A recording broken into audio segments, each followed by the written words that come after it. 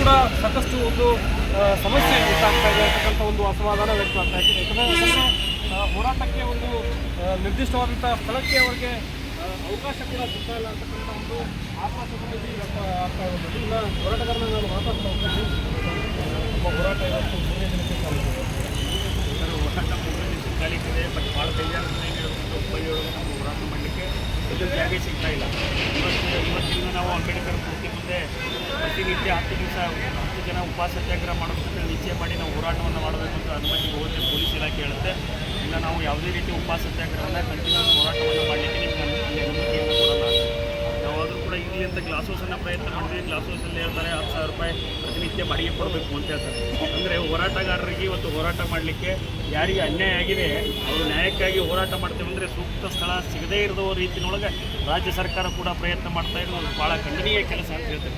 ಪ್ರಜಾಪ್ರಭುತ್ವದ ಸಂವಿಧಾನದಲ್ಲಿ ನಮಗೆ ಅಧಿಕಾರವನ್ನು ಕೊಟ್ಟಿದೆ ಹೋರಾಟವನ್ನು ಮಾಡಲಿಕ್ಕೆ. ಆದರೆ ಹುಬ್ಬಳ್ಳಿ ಅಂತ ಒಂದು ದೊಡ್ಡ ನಗರದಲ್ಲಿ ನಮಗೆ ಹೋರಾಟಕ್ಕೆ ಸ್ಥಳವೇ ಸಿಗ್ತಾ ಇಲ್ಲ ಅನ್ನೋದನ್ನು ಭಾಳ ನಾಚಿಕೆತನದಿಂದ ನಾವು ಹೇಳಬೇಕಾದಂಥ ಅನಿವಾರ್ಯತೆ ನಿರ್ಮಾಣ ಆಗಿದೆ. ಅದಕ್ಕಾಗಿ ಎಲ್ಲ ಅಭ್ಯರ್ಥಿಗಳು ನಾವು ಯೋಚನೆಯನ್ನು ಎಲ್ಲ ಅಭ್ಯರ್ಥಿಗಳು ಹೋರಾಟ ಮಾಡಿ ನಿಶ್ಚಯ ಮಾಡಿದ್ದಾರೆ.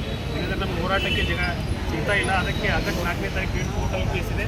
ನಮ್ಮ ರಿಟರ್ನ್ ಸ್ಟೇಟ್ಮೆಂಟನ್ನು ಕೊಟ್ಟು ಸ್ಟೇಯನ್ನು ವೆಕೇಟ್ ಮಾಡಿಸಿ ಆ ಸ್ಟೇ ವೆಕೇಟ್ ಆದ ತಕ್ಷಣ ಕೋರ್ಟ್ನ ಅನುಮತಿಯನ್ನು ಪಡೆದು ಅಮರಣ ಅಂತ ಉಪವಾಸವನ್ನು ವಾಯುವ್ಯ ಕರ್ನಾಟಕ ರಾಜ್ಯ ಸಾರಿಗೆ